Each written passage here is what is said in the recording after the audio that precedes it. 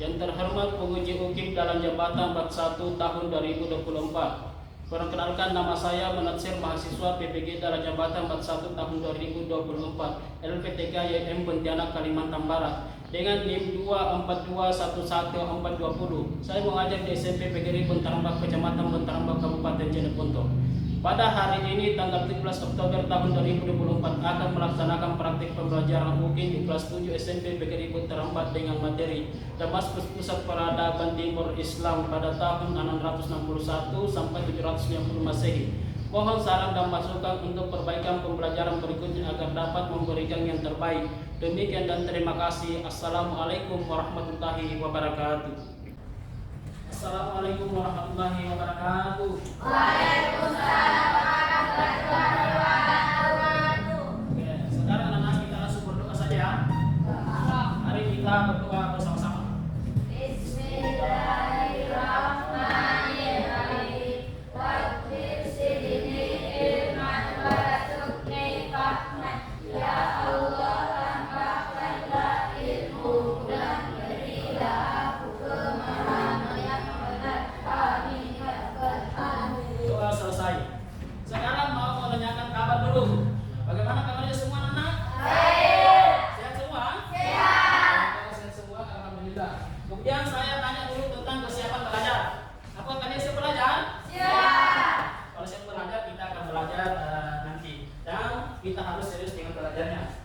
Kemudian saya akan mengabsen terlebih dahulu. Karena sudah berubah, saya akan mengabsen dulu. Jadi, tolong didengarkan dengan baik namanya ya.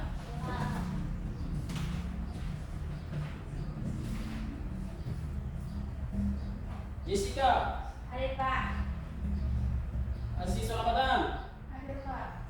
Nurul Hidayah, Ada Pak. Reza, Ada Pak. Liam. Oke, bagaimana? Apakah hadir semua teman-temannya? Baik. Alhamdulillah kalau hadir semua. Ya, kalau hadir semua, kita akan masuk tahap selanjutnya. Kemudian saya akan bertanya dulu. Nah, pertanyaannya adalah pertanyaan pemantik. Saya akan bertanya, pertanyaannya, mengapa sejarah berdirinya Bani Umayyah di Damaskus itu penting dipelajari? Saya menjawab. Nah, coba, silakan Bani Andila. Karena terjadinya Bani Umayyah di Damaskus menandakan sejarah baru dalam pemerintahan Islam. Oke, bagus, bagus dulu. Kemudian pertanyaan yang kedua, pertanyaan masih pemantik ini ya. Bagaimana peradaban Islam pada masa Bani Umayyah di Damaskus? Siapa yang mau menjawab? Oke, silakan Jessica. Untuk pertama kalinya, Muawiyah satu membangun sistem pemerintahan monarkis Islam dengan menunjuk putarnya yaitu Yazid. Oke, bagus. Yang kedua, kita lanjutkan. Sekarang saya akan melakukan tujuan pembelajaran. Tujuan pembelajaran itu peserta didik menceritakan sejarah berdirinya Bani Umayyah. Sejarah berdirinya Bani Umayyah di Damaskus. Kemudian yang tujuan pembelajaran yang kedua, peserta didik dapat menjelaskan kemajuan peradaban Islam pada masa Bani Umayyah di Damaskus di bidang pemerintahan. Pemerintahan itu pemerintahan hukum, sosial, ekonomi, dan pendidikan. Oke, baik. Sebelum kita masuk pada tema, maka kita harus lihat dulu. Pak Jenet menyanyi. Dan saya akan mengambil nyanyi judulnya Menggapai Bintang. Tadi yang berdiri dulu semua. Berdiri dulu. Berdiri. Kita mulai ya. Menggapai Bintang. Sudah dihafal toh? Ya, Pak. Oke. Tangan semua ke atas. Tangan ke atas. menggapai bintang, tangan ke samping burungnya terbang, tangan ke depan tiga berenang, lalu ke samping siap ke belakang. Oke, tenang dulu. Dan kita lanjut kepada tema. Temanya adalah Damaskus pada peradaban apa itu? Temanya adalah Damaskus Pusat Peradaban Timur Islam pada tahun 661 sampai 150 Masehi. Kita lanjut pada materinya. Ya. Saya akan mulai. Apa yang sudah dilihat? Sudah benar ini? Ya, Pak. Ya. Sekarang saya akan membacakan atau mempresentasikan sejarah berdirinya Bani Umayyah di Damaskus. Dinasti Bani Umayyah berdiri di Damaskus pada tahun 41 Hijriah, sekitar tahun 60 Masehi. 60 Masehi. Setelah peristiwa Amrul Jamaah atau tahun persatuan, peristiwa ini menandakan berakhirnya perang saudara Islam satu dan berdirinya Daulah Umayyah. Perang saudara itu berperang pada Islam dengan sesama Islam. Setelah berdirinya dinasti Bani Umayyah, ibu kota kerajaan dipindahkan dari Madinah ke Damaskus. Mereka juga mengubah sistem pemerintahan dan demokrasi menjadi monarki. Demokrasi itu sama dengan yang dipilih secara langsung oleh masyarakat. Kemudian monarki itu menunjukkan langsung kepada penguasa, pemimpin yang dipilih langsung, tidak orang dengan demokrasi.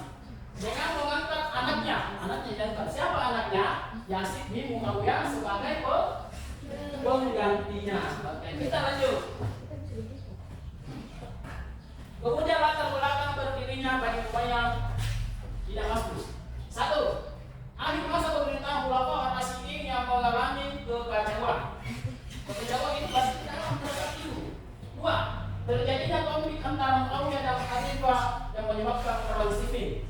Kemudian yang ketiga, terbunuhnya Khalifah Ali oleh anggota Khawarij. Yang keempat, Hasan bin Ali cucu Nabi Muhammad SAW menyerahkan kekuasaan kepada Muawiyah bin Abu Sufyan untuk menjaga persatuan umat Islam. Kemudian yang kelima, hubungan kuat dari penduduk Suriah. Ini salah satu latar belakang berdirinya Bani Umayyah di Damaskus. Dan Damaskus itu adalah kota. Seluruhnya kota itu ada di Madinah lalu dipindahkan ke Damaskus. Kita lanjut. Pada awal pemerintah Muawiyah bin Abu Sufyan, wilayah di Papua hingga ke India. Beliau mengutus Muhallab bin Abu Sufran. Yazid bin Muawiyah memimpin perluasan wilayah barat daerah Bizantium. Perluasan mencapai pula daerah luar Arab seperti kota Konstantinopel. Khalifah ketiga. Khalifah itu adalah pemerintah, pemimpin yang ketiga. Pemimpin yang ketiga yang besar pada dinasti ini adalah Umar bin Abdul Aziz pada tahun 99 sampai 101 Hijriah atau 717 sampai 719 Masehi. Dia terkenal dengan ketakwaannya, ketakwaan dan keadilannya, berlaku adil. Di Madinah dia menghabiskan waktu untuk belajar ilmu agama, khususnya di bidang hadis.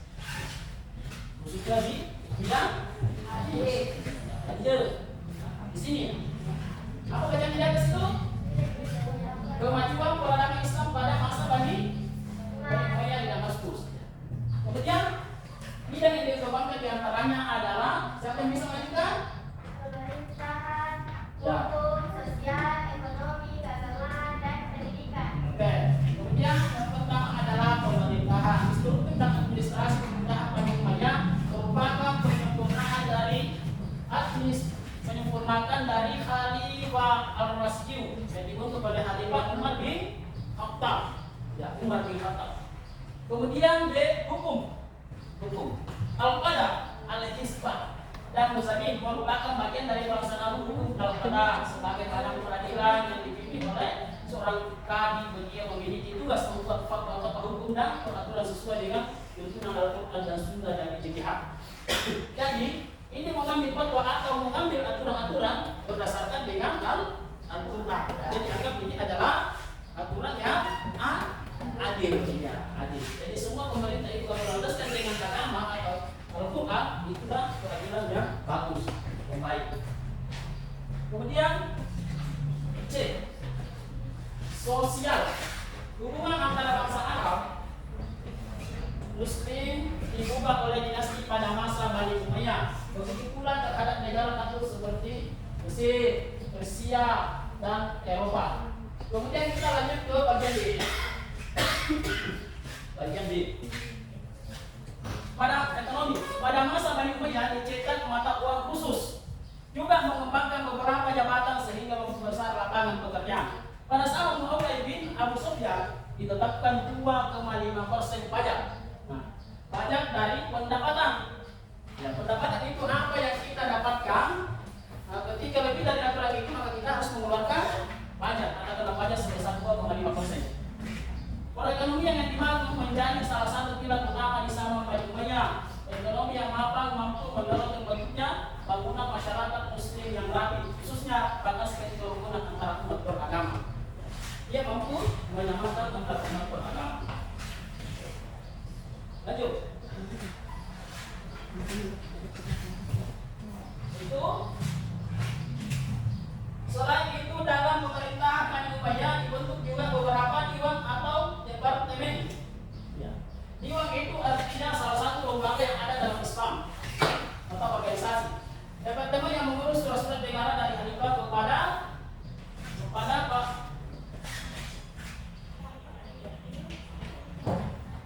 khalifah kepada para gubernur atau menerima surat-surat dari gubernur adalah Diwan Ar-Rasyid.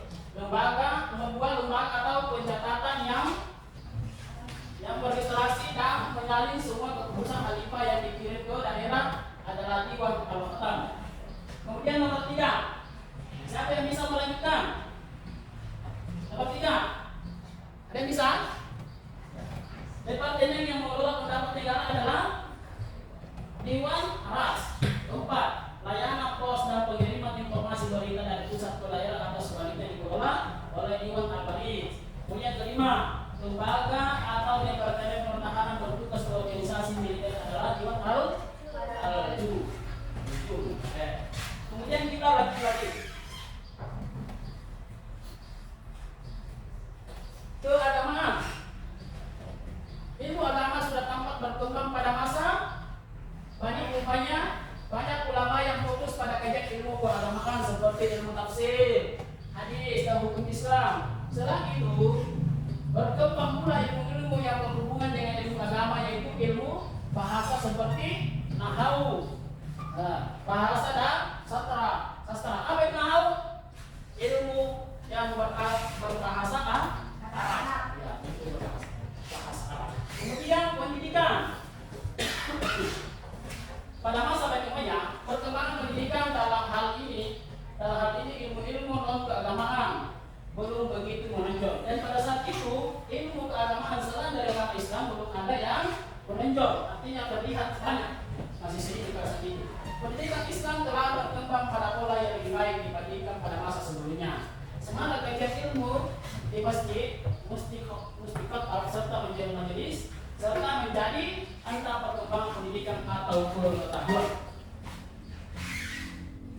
Kemudian ada pun beberapa cendekiawan Muslim pada masa Bani Umayyah sebagai berikut. Yang pertama, coba dibaca sekarang yang pertama. Ada pun beberapa cendekiawan Muslim pada masa Bani Umayyah. Silakan dibaca dulu.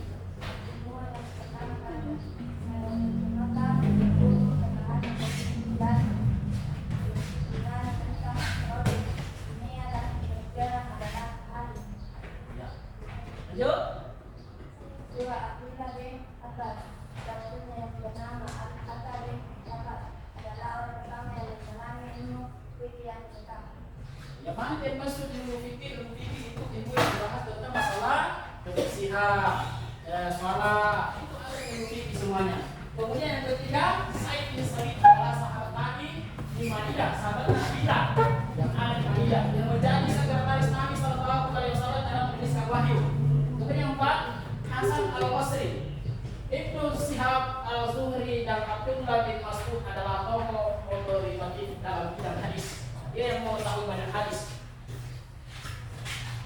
Kemudian kita lanjut. Memetik nilai Islam dalam sejarah Bani Umayyah di Damaskus. Setelah mempelajari sejarah perkembangan ilmu pengetahuan pada masa Bani Umayyah di Damaskus, kita dapat memetik pelajaran yang penting. Ada pun hikmahnya antara lain. Hikmahnya nomor satu. Meningkatkan keimanan dan ketakwaan pada Allah Subhanahu wa Ta'ala. Meningkatkan keimanan, ketakwaan kepada Allah Subhanahu wa Ta'ala. Yang mana yang dimaksud ketakwaan adalah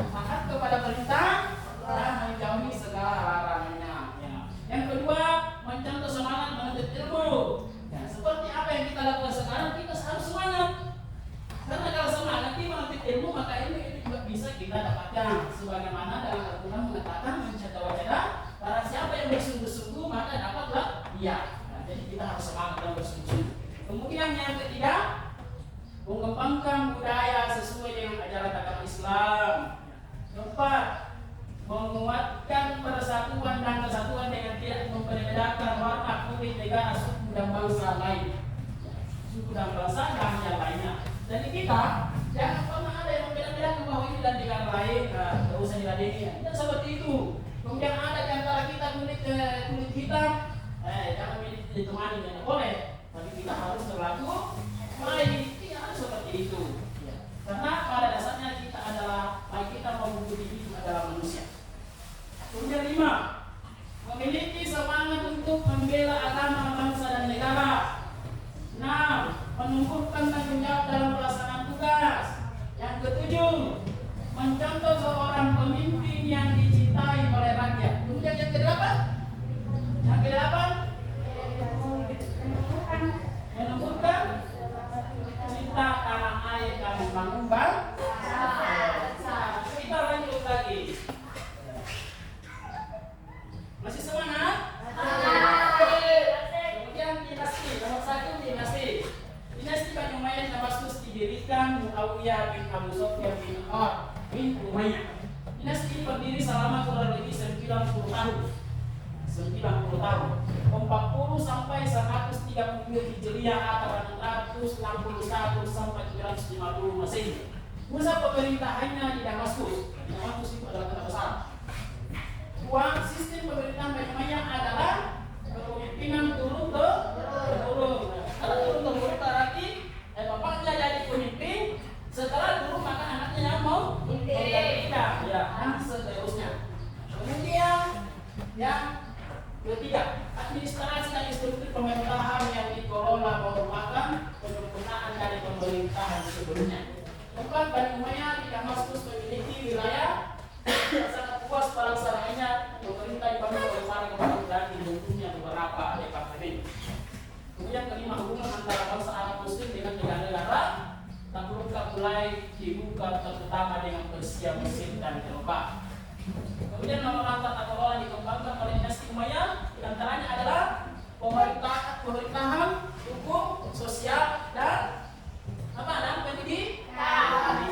Tujuh pada masa Bani Umayyah, ilmu kimia dan pengobatan mencari disiplin ilmu yang pertama kali dikembangkan dan diikuti dengan ilmu pengetahuan mereka. Kita lanjut lagi. Sebelum lanjut ke video, saya ingin bertanya dulu. Apa ada yang ingin bertanya?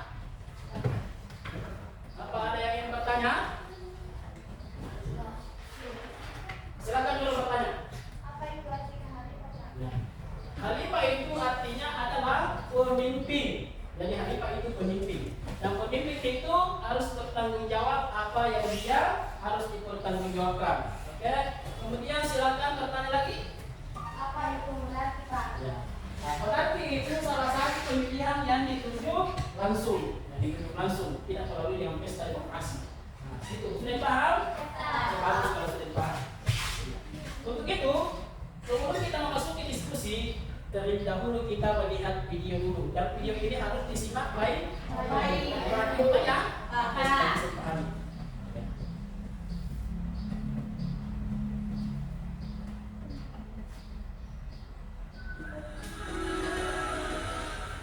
Dinasti Bani Umayyah merupakan Seperti apa yang saya jelaskan. Khulafa Ar-Rasyidin, pendiri dan khalifah pertama dinasti Bani Umayyah. Pertama dinasti Umayyah adalah Yazid Abu Sufyan yang menjadi gubernur Syam pada masa pemerintahan Umar bin Khattab dan Utsman bin Affan radhiyallahu anhu. Asal usul nama dinasti Bani Umayyah asal dari nama kakek buyut Muawiyah bin Abi Sufyan, yaitu Umayyah bin Abi Syams. Setelah pemerintahan Bani Umayyah berlangsung selama 91 tahun. Lalu, bagaimana awal mula terbentuknya dinasti Bani Umayyah? Masa pemerintahan Khulafaul Rasyidin itu dipimpin oleh Abu Utsman bin Affan. Itu dilakukan pemimpin selama 12 tahun. umat Islam sempat menghadapi era reformasi. Sempat mengalami era dan sejahtera tanpa perpecahan dan perselisihan. Mulai lagi berfitnah dan kekacauan. Kemudian 1 tahun terakhir mulai berfitnah. Apa itu fitnah? Menimpa, menceritakan tentang yang sesuai dengan ceritanya. Memerintahkan agar para pemeran dengan dan memenuhi tuntutan perbuatan yang masih dinilai wajar selama tidak melanggar syariat Islam. Meski fitnah sudah berhasil menghasut rakyat dan melahirkan marah yang berubah unjuk rasa, ia lebih memilih untuk tetap menghadapinya dengan tenang tanpa kekerasan. Sayangnya, pendekatan penuh kesabaran ala Utsman itu tak mampu membendung cepatnya persebaran fitnah hingga berujung gerakan makar. Telusur demi telusur, Ternyata akibat itu bermula dari Abdullah bin Sabah. Dia keturunan Yahudi terbaru masuk Islam. Ia bahkan Pada menyebabkan generasi baru agama Islam. Ia bahkan menyebabkan narasi masyarakat mengatakan Rasulullah sebenarnya mewasiatkan pemimpin Islam kepada Ali bin Abi Thalib. Ketika suatu hari Islam kemudian dibunuh oleh para demonstran yang mengikuti demonstran orang yang berjaya dari Utsman. Kemudian ibarat menggantikan Utsman di awal pemerintahannya.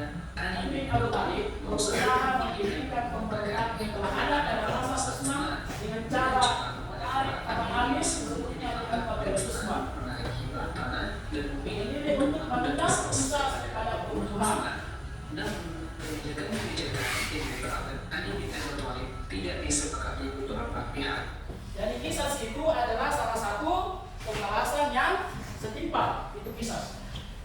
Jika kita mengobrol seseorang dengan begini, maka kita juga bisa membahas dengan tujuh. Berarti itu salah satu masuk dalam kisah. Pembahasan yang setimpal. Kita lanjut. Muawiyah bin Abi Sufyan yang tak lain adalah kerabat dekat dari Utsman bin Affan sendiri menuntut menyegerakan keadilan atas pembunuhan Utsman. Muawiyah mendesak Ali agar segera menerapkan qisas bagi pembunuh Utsman yang diketahui berlindung di belakang Ali bin Abi Thalib sendiri. Sementara Ali berikhtiar untuk menenangkan keadaan terlebih dahulu di awal kepemimpinannya. Qisas diterapkan setelah kondisi tenang. Perbedaan dalam penelitian Inilah yang kemudian tidak memenuhi titik damai hingga akhirnya orang saudara. Perang Jamal dan Perang Sufyan. Perang Orang Jamal saudara itu perang antara sesama suku atau sesama agama Islam. kubu Khalifah Ali bin Abi Thalib melawan kubu Aisyah radhiyallahu anha, istri Nabi sallallahu alaihi wasallam. Perang ini sendiri terjadi pada tahun 605 Masehi. Perang ini terjadi tak lain karena tuntutan Aisyah untuk menegakkan keadilan atas Utsman.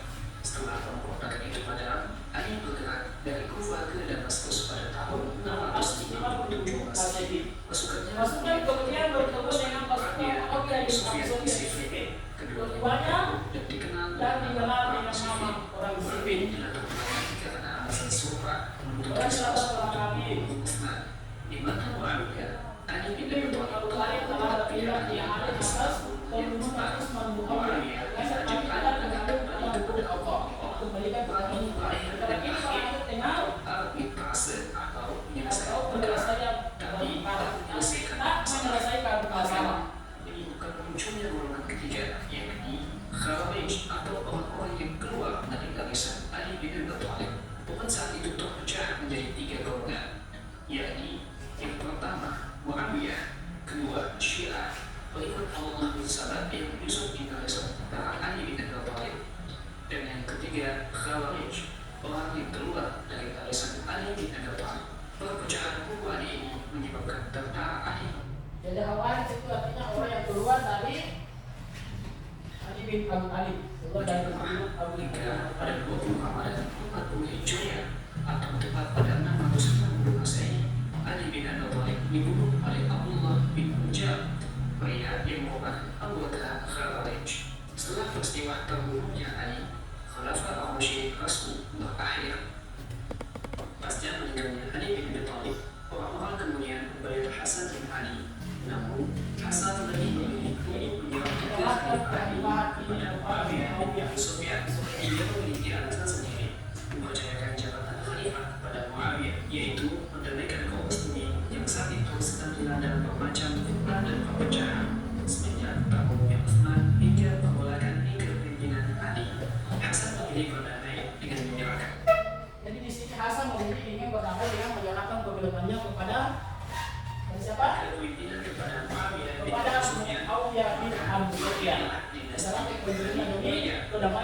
Dinasti Bani Umayyah dimulai dari sebuah peristiwa penting dalam sejarah umat, yaitu Al-Jamaah atau Tahun Persatuan, yakni pergantian antara. Peristiwa ini ditandai dengan prosesi penyerahan kekuasaan dari Hasan kepada Muawiyah I di Kufah. Dengan demikian dimulailah kekuasaan dinasti Bani Umayyah. Bani Umayyah diubah sistem pemerintahan menjadi monarki atau sistem pemerintahan berbentuk kerajaan. Bagaimana kelanjutannya? Saksikan terus video. Dari monarki itu menunjukkan yang langsung. Monarki itu menunjukkan secara langsung, bukan dengan demokrasi. Kemudian kita akan lanjut berdiskusi. Tapi sebelum berdiskusi, kita terlebih dahulu mempresentasikan dulu untuk kelompok 1. Nah, sekarang kelompok 1 silahkan mempresentasikan, dan kelompok 2 dan 3 ingin menanggapinya atau bertanya. Sekarang silahkan kelompok 1 untuk mempresentasikan. Tolong didengar baik-baik. Terjadinya Bani Umayyah di Damaskus. Setelah masa Al-Khulafa Al-Rashidun, berdiri sebuah dinasti yang disebut dengan Bani Umayyah. 41 Hijriah sampai 661 sampai 122 Hijriah atau 250 Masehi. Muawiyah bin Abu Sufyan Tolong didengarkan kelompok 3 ya. Ishaya bin Ab dan bin Abdullah Nasr adalah berdirinya silsilahnya bertemu dengan Rasulullah SAW. Pada Abdullah Nasr, keluarga Hashim dari Hashim menjadi panggilan bagi keluarga Rasulullah SAW. Sementara keturunan Umayyah disebut dengan keluarga Umayyah. Bani Umayyah. Muawiyah menjadi khalifah pertama Bani Umayyah. Ibu kotanya adalah Damaskus. Kalian tentu ingin mengetahui letak Damaskus. Tetapi di bawah kalian dapat menjelajah pulau tempat sejarah di wilayah tersebut mengikuti. Oke, sampai di situ. Oke, kelompok 1 sudah mempresentasikan dari pembelajaran tentang sejarah berdirinya Bani Umayyah di Damaskus. Nah, silakan bertanya kelompok 2 dan kelompok 3. Kelompok 2 dulu bertanya. Tahun berapa dinasti Bani Umayyah berdiri? Tahun 41 Hijriah sekitar tahun 661 Masehi. Oke, bagaimana? Benar? Bagaimana dulu? Kemudian lanjut ke kelompok 3 untuk melanjutkan pertanyaannya kepada kelompok 1. Siapakah khalifah ketiga yang besar pada dinasti ini? Kasih besar soalnya, kasih besar. Khalifah ketiga adalah Umar bin Abdul Al-Aziz. Oke, bagaimana? Benar? Oke, betul dulu. Sekarang kita lanjut ke kelompok 2 untuk mempresentasikannya. Silakan. Dan kelompok 1 dan 3 untuk bertanya. Silakan dibaca dulu presentasinya. Kasih besar soalnya. Kemajuan peradaban Islam pada masa Bani Umayyah di Damaskus.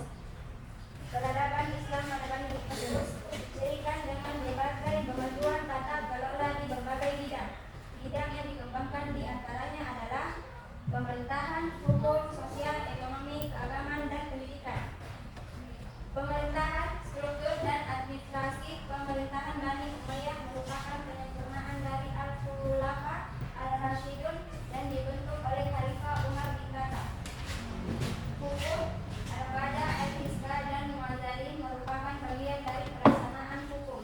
Al-Qada sebagai badan peradilan dipimpin oleh seorang kadi. Sosial, hubungan antara bangsa Arab Muslim dibuka oleh dinasti ini. Begitu pula terhadap negara terbuka seperti Mesir, Persia, dan Eropa. Ekonomi, jalur perdagangan pada masa ini menjadi semakin lancar. Pelabuhan sedang yang ramai dan makmur di antaranya adalah Basra di Teluk Persia, begitu pula Aten. Oke, sampai sudah mempresentasikan kelompok 2. Nah, saya mempersilakan kelompok 1 untuk bertanya ke kelompok 2. Silakan bertanya. Selain sebuah dan rukun Islam, kedua agama apa yang berkembang saat itu? Silakan dijawab. Kita kami. Ilmu yang berkembang yaitu ilmu bahasa seperti nahwu, bahasa, dan sastra. Bagaimana? Nah, oke, bagus. Nah, silakan kelompok 3 untuk bertanya ke kelompok 2. Dan tolong disimak. Silakan.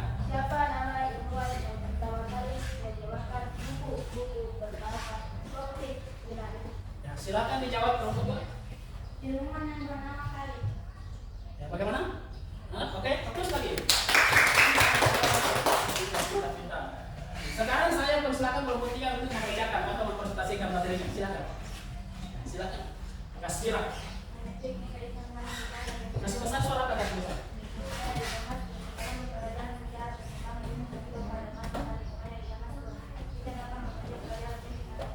Tolong dengar yang banyak, dengar suaranya. Ya, Pak. Oke, bagus. Lanjut. Meningkatkan keimanan dan ketakwaan kepada Allah Subhanahu wa taala. 2. Menentukan semangat dan ilmu. 3. Menyempurnakan wilayah sumber sejarah juga. 4. Menyebabkan pertemuan dan satu dengan tidak berbeda. Tidak warna kulit dengan negara sebenarnya. 5. Memiliki semangat untuk membela agama dan negara. 6. Menumbuhkan tanggung jawab dalam pelaksanaan tugas. 7. Menuntut oleh pemimpin yang tidak bekerja. 8. Menumbuhkan semangat cinta tanah air dan membangun bangsa. Oke, sekarang sudah selesai nih menyelesaikan materi kelompok 3. Silakan bertanya. Silakan bertanya ke kelompok 3. Pelajaran apa yang dapat diambil menjadi seorang pemimpin? Nah, silakan menjawab kelompok 3. Contoh seorang pemimpin yang dicintai oleh rakyatnya. Oke, bagus sekali. Kemudian kelompok 2 lagi yang bertanya ke kelompok 3. Nilai apa yang terkandung dalam sejarah Bani Umayyah di Mazkur? Nilai yang dapat kita ambil yaitu nilai Ismail. Oke, bagaimana? Bagaimana pelajaran hari ini, menyenangkan? Sangat menyenangkan. Jadi, apa itu khalifah? Apa itu khalifah? Pemimpin. Ya, pemimpin. Kalau monarki itu apa? Apa itu monarki? Penunjukan pemilihan yang ditunjuk secara langsung. Jadi apa itu monarki? Pemimpinan yang ditunjuk secara langsung. Oke, bagus sekali. Sekarang kita lanjut ke LKPD dulu. Apa itu LKPD? Lembar kertas peserta. Ini saya akan bagikan.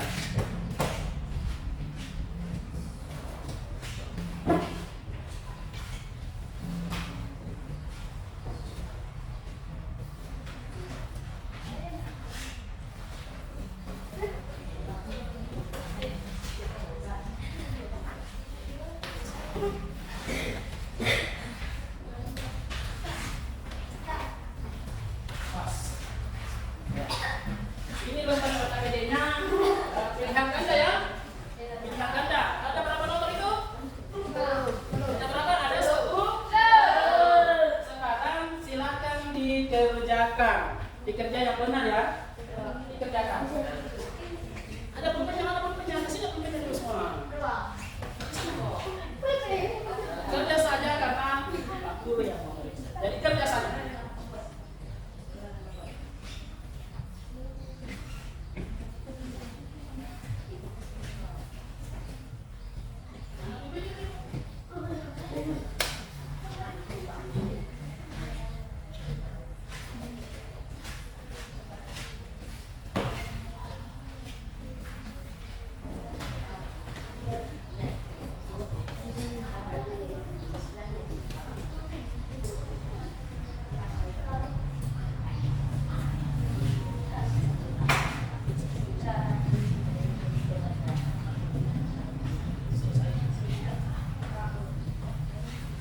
Dikerja sampai selesai yang 10 nomor itu.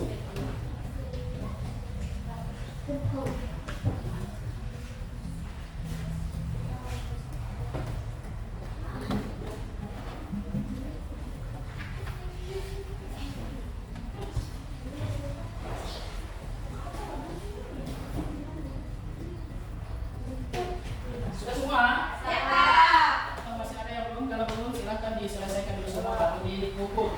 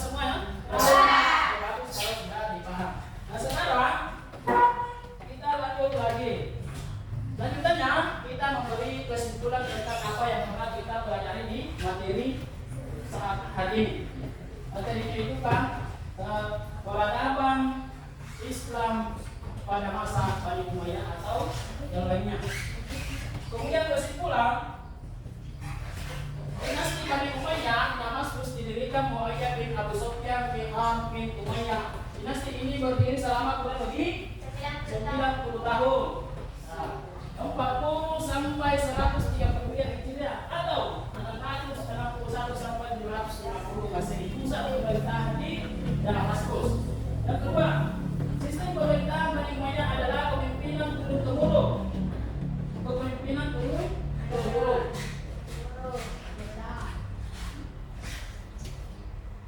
Kepemimpinan turun-temurun. Turun-temurun itu, bapaknya jadi pemimpin, setelah turun bapaknya maka digantikan sama anaknya.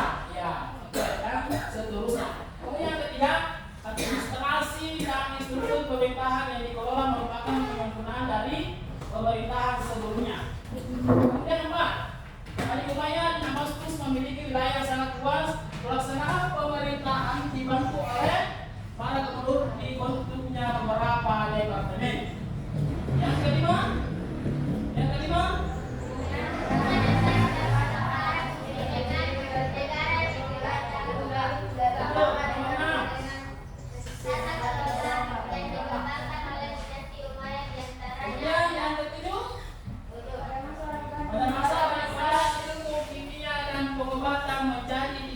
ilmu yang pertama kali dikembangkan dan diikuti dengan ilmu pengetahuan lainnya. Inilah salah satu kesimpulan tentang materi yang pernah kita ajarkan. Kemudian kita lanjut ya, nak? Masih ada? Masih semangat? Semangat dong. Kemudian aktivitas kedua yaitu PR. Apa itu PR? Ini pekerjaannya ditulis ya? Tulis. Buatlah bagan nilai perkembangan peradaban Islam pada masa Bani Umayyah di Damaskus. Dan ini nanti saya periksa minggu depan. Karena PR, jadi minggu depan saya periksa.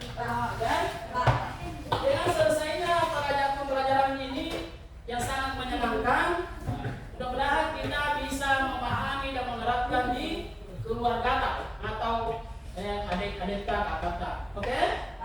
Ya.